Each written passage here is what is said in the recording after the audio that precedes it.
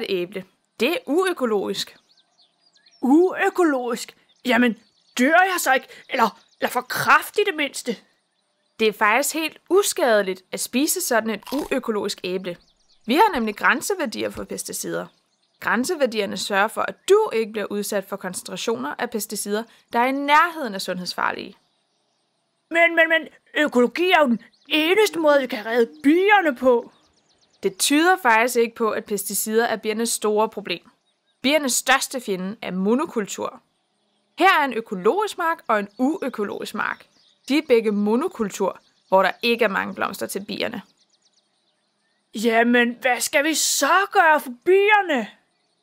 Her har landmanden plantet en stribe blomster til bierne. Den er godt nok uøkologisk, men det er bien ligeglad med.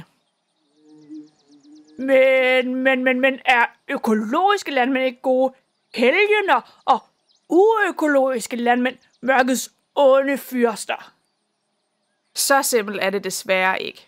Landbrug og natur er ikke ukomplicerede systemer, og løsningerne kan være mange og forskelligartede. Opdeling i ond konventionel og god økologi kan blænde for mange vigtige løsninger, der ikke lige passer ned i en nem kategori.